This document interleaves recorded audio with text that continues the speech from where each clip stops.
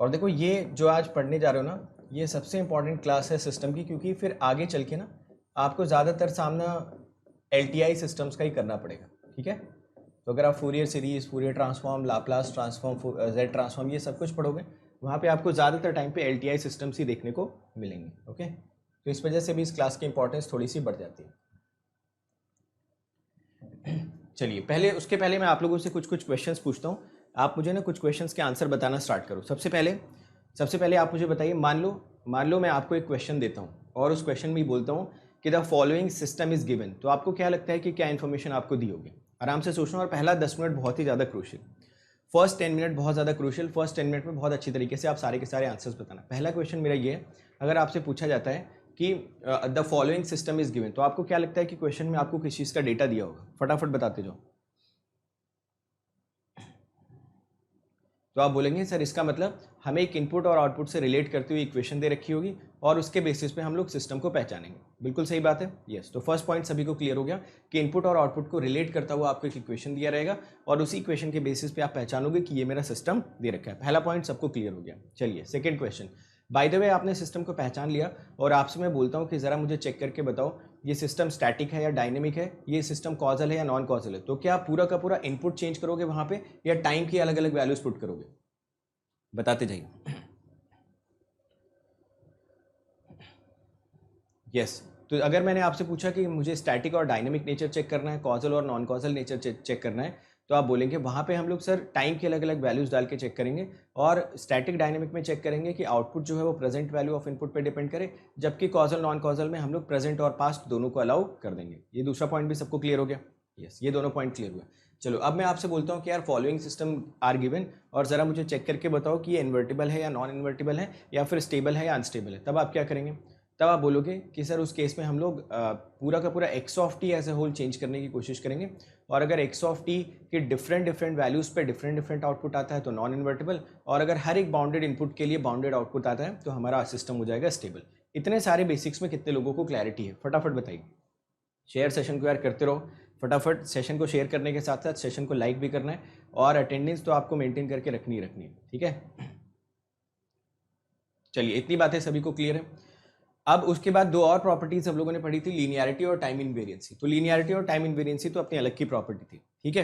फिर उसके बाद जब हम लोग आगे बढ़े तो हमने क्या फिक्स कर दिया? हमने फिक्स कर दिया कि जो सिस्टम है ना वो आपका एक लीनियर टाइम इन्वेरिएंट सिस्टम है। तो मुझे बताइए जैसे ही आपको क्वेश्चन में ये पता चलता है कि अच्छा ये सिस्टम लीनियर टाइम इन्वेरिएंट है, तो क्या सिस्टम के साथ कोई ना कोई पैरामीटर आपको अटैच करके क्वेश्चन में देगा? यस कौन सा पैरामीटर अटैच करके देगा क्वेश्चन में?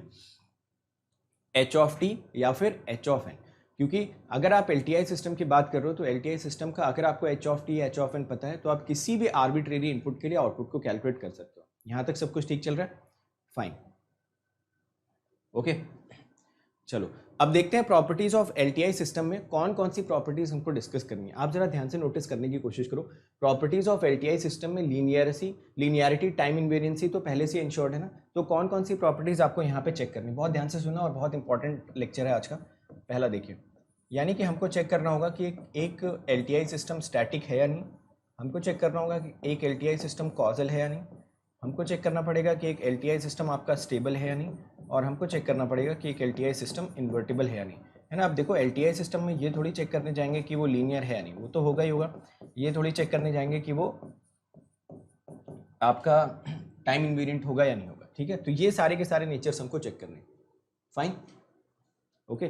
तो जब भी हमें LTI सिस्टम का क्वेश्चन आएगा ना, तो LTI सिस्टम के क्वेश्चन में आपसे पूछेगा कि check whether the following LTI systems are static or not, check whether the following LTI systems are causal or not, check whether following LTI systems are stable or not, और check whether the following LTI systems are invertible or not। ऐसा करके आपको question दिया रहेगा। एक एक करके properties को देखना स्टार्ट करते हैं। सबसे पहले हम लोग बात करते हैं causality of an LTI system. तो सबसे पहले चर्चा करते हैं causality of an LTI system.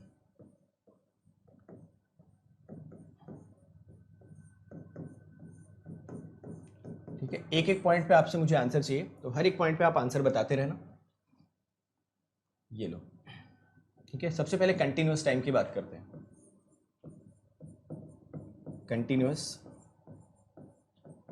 Time note भी करते रहना साथ के साथ, LTI सिस्टम, ठीक है। और देखना कितना इंटरेस्टिंग यहां से रिजल्ट सामने आता है। देखिए ये ले लिया मैंने कंटिन्यूस टाइम एलटीआई सिस्टम। देखो अगर सिस्टम एलटीआई है तो क्या ये मैं मान के चल सकता हूँ कि इसका एच ऑफ टी दिया होगा आपको? बोलिए। इसका एच ऑफ टी आपको क्वेश्चन में मेंशन कर रखा होगा। तो एक एलटीआई सिस्टम का बेसिक प्रोटोटाइप ऐसा बना सकते हो ना, एक इनपुट दिया, इसका एच ऑफ टी मेंशन कर रखा है, यहाँ पे आपने लिख दिया वाई ऑफ टी। अब क्योंकि ये एलटीआई सिस्टम है तो आउटपुट लिखने के लिए क्या हम इसका सहारा ले सकते हैं, कॉन्वोल्यूशन ऑपरेटर का, x t convolution h t. Check करिए और बताइए। यस, लिख सकते हैं, इसको फटाफट नोट करो। हाँ, सारे के सारे प्रैक्टिकल सिस्टम्स कॉजल होते हैं, वो तो मैंने आपको बताया था। जैसे हम लोग भी कॉजल सिस्टम्स हैं, एक इंसान भी क्या होता है, कॉजल सिस्टम होता है, based on their present understanding और पास्ट अंडरस्टैंडिंग वो हमेशा रिस्पॉन्ड करते हैं। ओके, चलो ये सभी ने नोट डाउन कर लिया। अब जरा देखिए बहुत ध्यान से, ये मैंने लिखा y t equal to minus infinity to infinity x of tau h of t minus tau. ठीक है, ऐसे लिख सकते हैं। अब यहाँ पे ना मैं कुछ केसेस आपके सामने प्रेजेंट करता हूँ, फटाफट मुझे बताना। देखो केस वन, केस वन में ये सिनेरियो में रखता हूँ।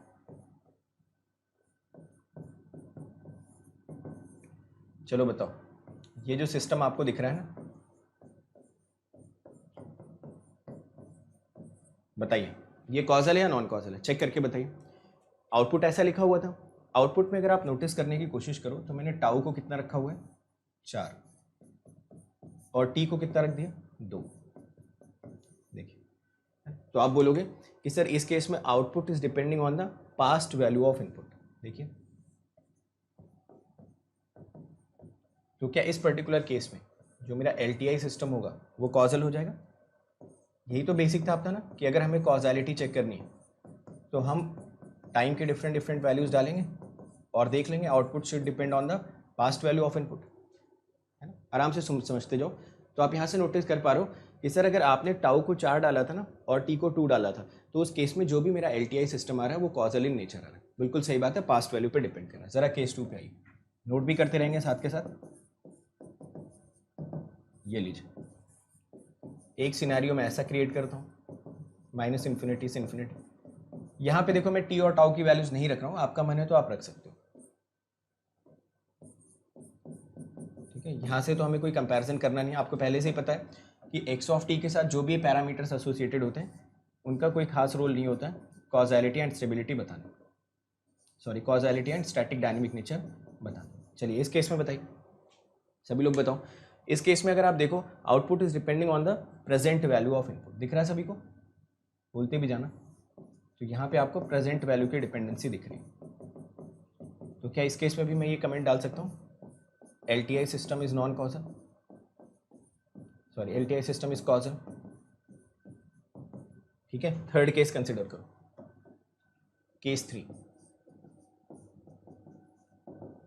केस 3 में अगर आप नोटिस करो तो मैं ऐसा कुछ लिख देता हूँ, y2 is equal to minus infinity to infinity x of 4 h of t minus tau d tau. ठीक है, यहाँ से अगर आप नोटिस करो तो टाउ की वैल्यू अभी मैंने, सॉरी ये टी यहाँ पे लिखना है ना,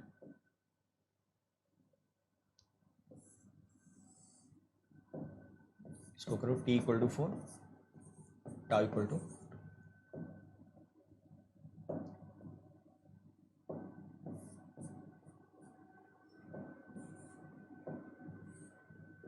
ये हो गया टी इक्वल टू 2, यहाँ पे हमने कर दिया टाउ इक्वल टू 4।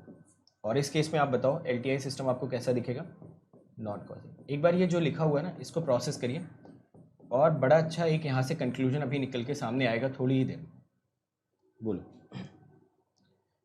चेक कर लीजिए। तो आई थिंक जो केस 1 आपको दिख रहा है, केस 2 दिख रहा है, केस 3 दिख रहा है, ऐसे पता नहीं कितने सारे क्वेश्चंस तो हम लोग ऑलरेडी क्लास में करते हुए आ रहे हैं, और वो भी बहुत पहले जो हम लोगों ने सिस्टम स्टार्ट किया था तभी। बस यहाँ पे ये चर्चा हो रही है कि सिस्टम अगर LTI हो चुका है तो आउटपुट और इनपुट को रिलेट करता हुआ यही इक्वेशन आपको बार बार मिलेगा। वहाँ पे आप बोलते थे कि सर अगर हमें सिस्टम की इक्वेशन दे रखी है तो हमें YT और XT से रिलेट करता हुआ कोई ना कोई इक्वेशन दिया रहेगा। तो वहाँ पे जो इक्वेशंस होते थे ना वो हमेशा कैसे होते थे, डिफरेंट होते थे। बट अगर आपने सिस्टम को LTI बना दिया ना तो इनपुट और आउटपुट को रिलेट करता हुआ आपको यही एकमात्र इक्वेशन दिखेगा। तो इवेंचुअली आपके सिस्टम का एक ऑल्टरनेट रिप्रेजेंटेशन हमेशा ये मिलेगा LTI सिस्टम के केस में। कितने लोगों को ये पॉइंट समझ में आया, बोलिए, है ना। यानी जब भी आप एलटीआई सिस्टम की चर्चा करते हो तो क्या इस बात की गारंटी है कि वहां पे आउटपुट और इनपुट के बीच में जो भी रिलेशन आएगा वो हमेशा इसी पर्टिकुलर इक्वेशन से गवर्न होगा? यस, बिल्कुल सही बात है। ठीक है, तो अब हमने क्या किया, अगर हमें पता ही चल गया कि यार यहाँ पे आउटपुट और इनपुट जो है ना वो इसी इक्वेशन से गवर्न हो रहा है, तो हमने कुछ डिफरेंट डिफरेंट केसेस बना दिए। एक केस में मैंने टी को 4 रखा, टाउ को 2 रखा, तो सिस्टम कैसा आ गया? कॉजल। टी को 2 रखा, टाउ को 2 रखा, सिस्टम कैसा आ गया? कॉजल। टी को 2 रखा, टाउ को 4 रख दिया, सिस्टम कैसा आ गया? Non causal. ठीक है, यहाँ तक बढ़िया चल रहा है सब कुछ। अब एक चीज़ जरा आप नोटिस करने की कोशिश करना, जब जब आप टी की वैल्यू टाउ से ज़्यादा रख रहे हो, टी की वैल्यू टाउ से ज़्यादा रख रहे हो या टी की वैल्यू टाउ के बराबर रख रहे हो, तब तब ये सिस्टम आपको कैसा मिल रहा है? कॉजल। और जैसे ही आप टी की वैल्यू टाउ से ज़्यादा कर दे रहे हो, ये सिस्टम नॉन कॉजल हो जा रहा है। ठीक है, तो मैं इसी चीज़ को यहाँ पे लिखने की कोशिश करता हूँ।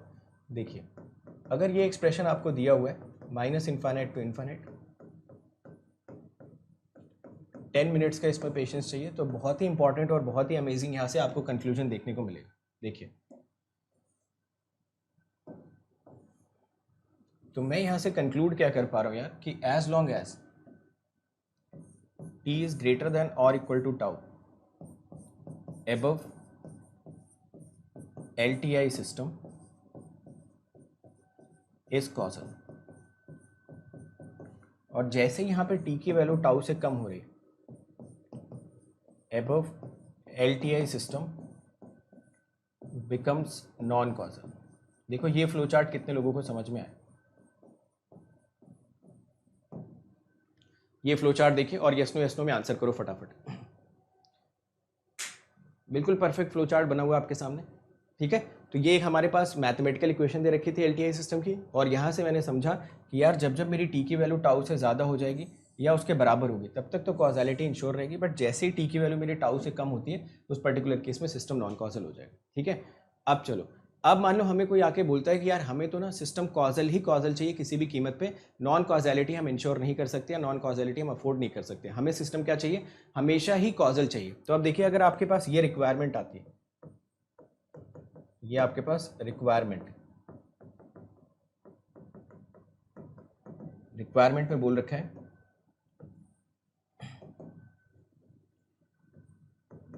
सिस्टम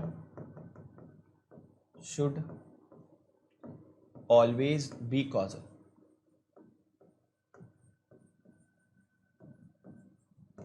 ये बोल रहा है सिस्टम हमेशा कॉजल चाहिए, कॉजल के अलावा कुछ नहीं चाहिए। देखिए, ये था इनपुट, ये था आपका LTI system,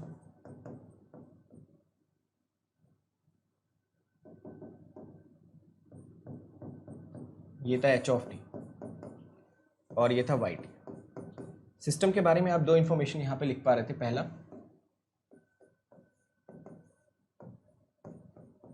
x of tau, h of t minus tau, d tau. यहां पे आपको दो इंफॉर्मेशन पता थी। सबसे पहली, टी ग्रेटर देन और इक्वल टू टाउ के लिए तो कॉजैलिटी हमेशा इंश्योर रहेगी।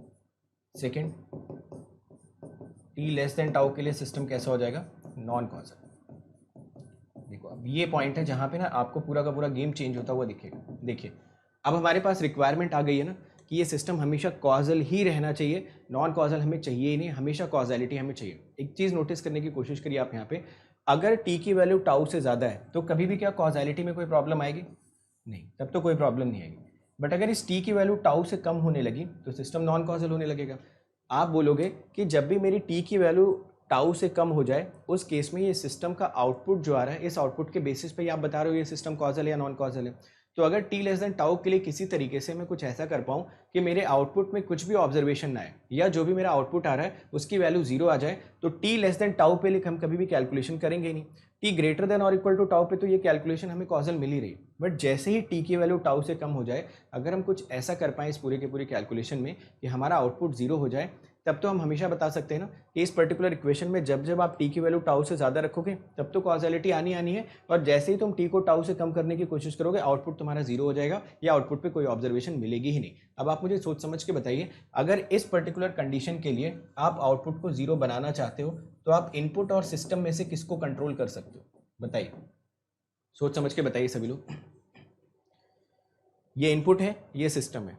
हमेशा हम सिस्टम को तो डिज़ाइन कर सकते हैं ना, हम इनपुट को तो कंट्रोल नहीं कर सकते। इनपुट एक्स ऑफ टी तो कुछ भी हो सकता है, साइन हो सकता है, कॉस हो सकता है, यूटी हो सकता है, डेल टी हो सकता है। तो इनपुट तो हमेशा आर्बिट्रेरी होता है, इनपुट हमेशा फ्री होता है। हम हमेशा कंट्रोल किसको कर सकते हैं? सिस्टम को कंट्रोल कर सकते हैं। यानी अब हमें मोटा मोटा ये समझ में आ रहा है कि अगर हम टी की वैल्यू ग्रेटर देन और इक्वल टू टाउ ले रहे हैं फिर तो कोई प्रॉब्लम है ही नहीं, ये पूरी तरीके से कॉजैलिटी हमारी इंश्योर्ड दिख रही है। बट जैसे ही टी लेस देन टाउ हो रहा है, ये सिस्टम नॉन कॉजैलिटी की तरफ बढ़ने की कोशिश कर रहा है, तो हम सोच रहे हैं कि टी लेस देन टाउ के लिए इस पूरे के पूरे सिस्टम का आउटपुट ही जीरो बना दे। और आप सोचने की कोशिश करो, अगर आप इस सिस्टम को जीरो बनाना चाहते हो या इसका आउटपुट जीरो बनाना चाहते हो, तो क्या मुझे यहाँ पे जो H of t minus tau दिख रहा है इसको जीरो कर लेना चाहिए या नहीं? क्योंकि डिजाइनिंग तो हमारे हाथ में है सिस्टम की, सिस्टम तो हम ही डिजाइन करेंगे या मैन्युफैक्चरर ही डिजाइन करेगा। तो अगर हम ऐसे कोई कंडीशन लगा पाते हैं तो क्या इस बात की पूरी गारंटी हो जाएगी कि जो भी हमारा सिस्टम आने वाला है that will always be causal in any certain condition. ठीक है, सोचिए, समझिए और बताइए। बहुत ही सिंपल डिस्कशन है, बड़े आराम से आप लोग समझ पा रहे होंगे। तो सबसे पहले मैंने ये सिस्टम लिखा, ये दोनों रिक्वायरमेंट अभी मैंने आपको प्रूफ करके बताई। आपने बोला जब तक टी की वैल्यू टाउ से ज़्यादा है सर हमें कोई प्रॉब्लम नहीं है, सिस्टम कॉजल है, चलने दो। बट जैसे ही टी की वैल्यू टाउ से कम होने की कोशिश करें, आप इस सिस्टम के आउटपुट को ही जीरो कर दो। क्योंकि अगर सिस्टम का आउटपुट ही जीरो आ गया तो फिर हम कंडीशन किसके किसके बीच में देखेंगे? Output depends on present value, past value, future value, dependency ही पूरी तरीके से खत्म हो जाएगी। यानी हमने ये करा कि जैसे इस टी की वैल्यू टाउ से कम होने की कोशिश करेगी, हम अपने आउटपुट को जीरो बनाना चाहेंगे। अब आउटपुट पे जीरो करने के लिए एक एक्स ऑफ टी को जीरो किया जा सकता था, एक H of t minus tau को। जाहिर सी बात है एक्स ऑफ टी पे तो हमारा कोई कंट्रोल है नहीं, वो तो आर्बिट्रेरी होता है। तो हमने यहाँ से H of t minus tau वाले पैरामीटर को उठाया और उसको सिंपली हमने क्या कर दिया? जीरो कर दिया। देखिए चलेगा? यस, चलें आगे, इस कंडीशन को बढ़ाएं। हाँ, linear constant coefficient differential equation जो है ना, वो हम लोग लाप्लास में और जेड ट्रांसफॉर्म में पढ़ेंगे। ठीक है, क्योंकि वहीं पे ज़्यादा सिग्निफिकेंस बनेगा linear constant coefficient differential equation और डिफरेंस इक्वेशन दोनों का। देखो इस चीज़ को समझ लो सभी लोग, फिर इस चीज़ को आगे थोड़ा सा बढ़ाते हैं और अच्छी तरीके से कोरिलेट करते हैं।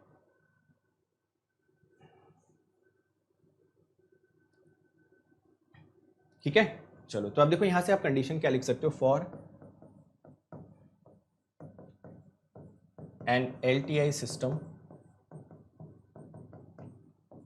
To be causal. और इसके बाद यार मैं दो स्टेटमेंट बोलूंगा, दोनों को बहुत अच्छी तरीके से दिमाग में बिठा लेना। For an LTI system to be causal, आपने बोला h of t minus tau should be zero for t less than tau. देखिए इसमें मैं लिख देता हूं फॉर।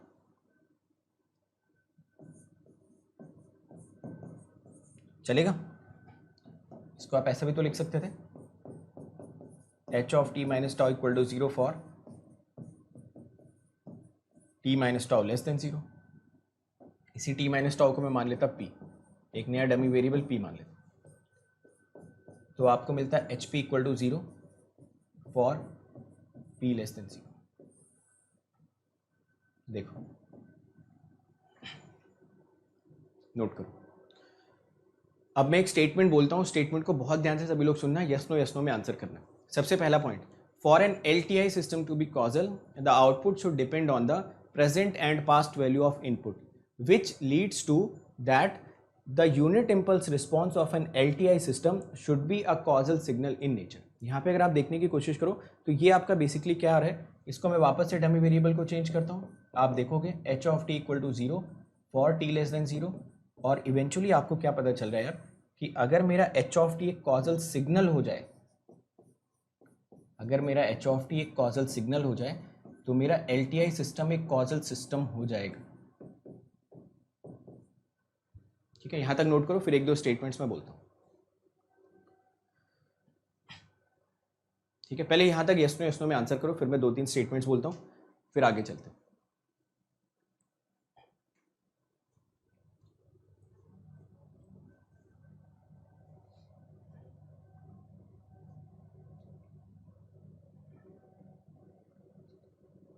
कर लिया सभी लोगों ने यहाँ तक नोट?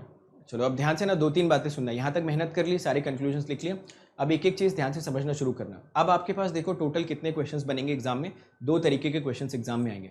एक तरीके का क्वेश्चन आपके पास आएगा, पूछेगा कि बताओ सिस्टम कॉजल है या नॉन कॉजल है, वहाँ पे आपको LTI जैसा कोई वर्ड यूज़ नहीं करेगा। ध्यान से सुनना मेरी बात को, एक क्वेश्चन आपके एग्जाम में आएगा, वहाँ पे LTI जैसा वर्ड यूज़ नहीं करेगा, वहाँ पे इनपुट और आउटपुट के बीच में आपको एक सर्टेन रिलेशन दिया होगा, वहाँ पे टाइम के अलग अलग वैल्यूज डालना और चेक कर लेना प्रेजेंट एंड पास्ट की डिपेंडेंसी, जैसे हम लोगों ने फर्स्ट पार्ट में किया था।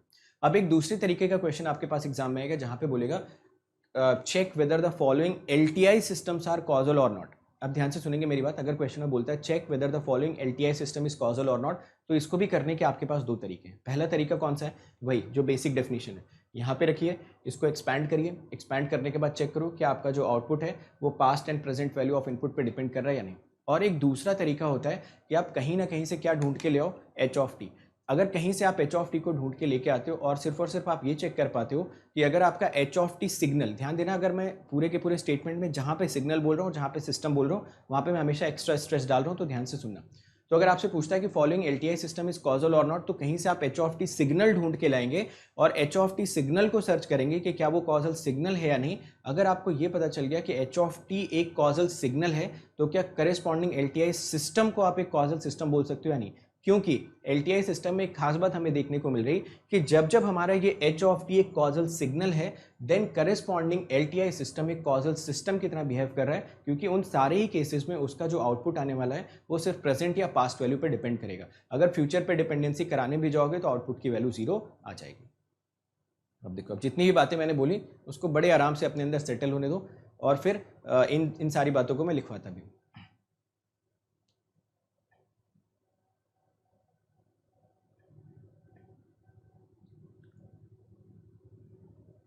तो देखो यहाँ पे कितनी अनयूजुअल चीज हो रही, क्या पूरे के पूरे सिस्टम की प्रॉपर्टी को आप एक सिग्नल से गवर्न कर पा रहे हो या नहीं।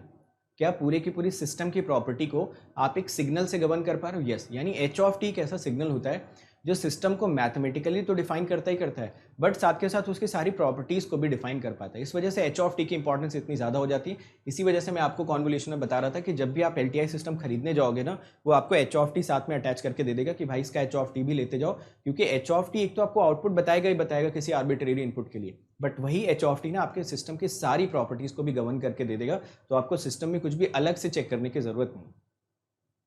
ठीक है,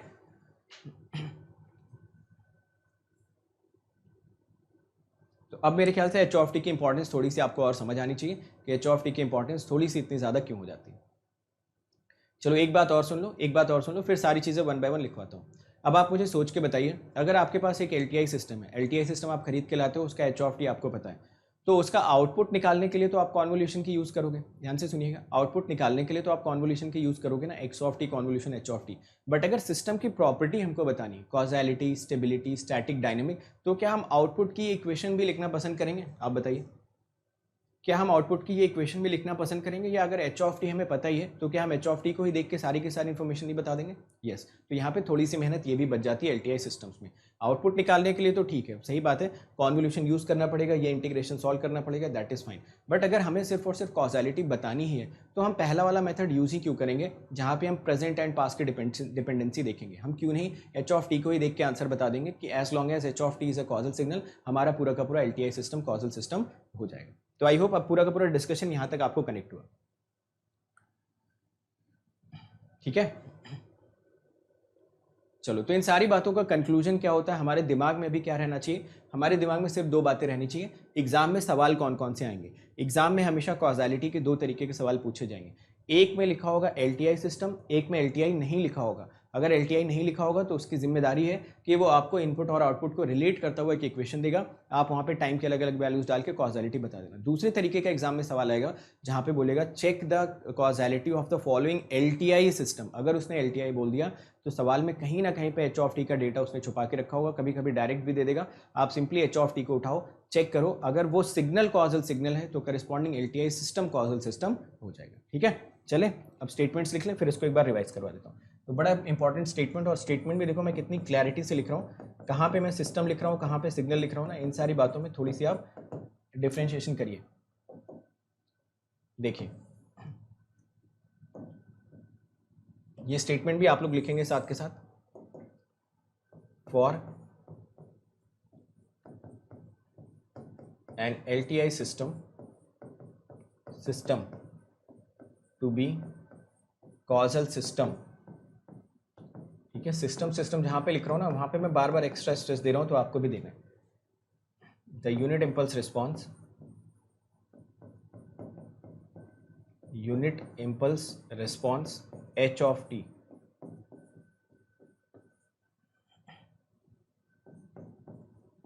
must be a causal signal। ठीक है, तो बड़ा ही एक इंपॉर्टेंट और बहुत ही क्रूशियल डिस्कशन। कॉजल सिस्टम और कहाँ पे फॉर एन LTI सिस्टम। ठीक है, तो कहाँ पे सिस्टम लिखा है, कहाँ पे सिग्नल लिखा है, इन सारी बातों पे थोड़ा सा गौर करना। स्टेटमेंट देखो क्या बहुत क्लैरिटी के साथ स्टेटमेंट लिखा हुआ है। एक LTI सिस्टम को कॉजल सिस्टम होना है तो h of t ढूंढेंगे और कोशिश करेंगे कि इस h of t के नेचर को कॉजल सिग्नल के नेचर से हम लोग मैच करा पाएँ। अगर ऐसा हो पाता है तो हमारा सिस्टम क्या हो जाएगा, कॉजल सिस्टम। अच्छा, अगर आपसे कोई पूछता है कि what is non causal system, तो उसकी डेफिनेशन क्या बताओगे, विच इज नॉट कॉजल, है ना। तो उसकी डेफिनेशन तो बड़ी सिंपल।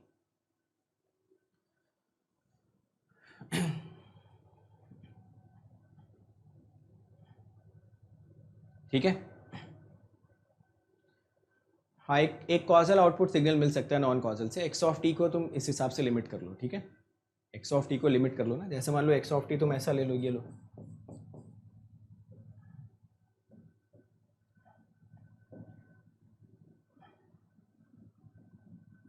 चार से 100 और h of t ले लो -1 से 50, तो yt कितना मिल जाएगा, 3 से 150। समझ गए। तो ऐसा कर सकते हो कि तुम्हारा जो h of t है वो एक नॉन कॉजल सिग्नल है, यानी कि करस्पॉन्डिंग सिस्टम नॉन कॉजल हुआ, बट x of t अभी भी आपके हाथ में है ना, दोनों को कन्वॉल्व करोगे तो आउटपुट तुमको कॉजल मिल जाएगा। ठीक है, It's time to experience something glorious. Unacademy Combat. Compete, crack, conquer. A challenging gate contest engineered to give you an experience like none other. where you put your knowledge to test. and battle it out with a test. To bring out the best in you, Unacademy Combat is the most competitive, gamified contest for gate till date, with the best of the questions by best educators. With detailed video solutions from top educators right after each contest. Combat live with peers to get real-time rankings and win big. Participate in every contest to improve your ratings.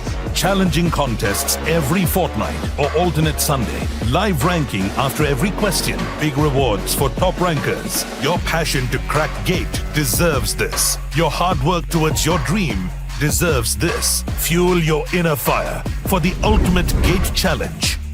Unacademy Combat. Register now.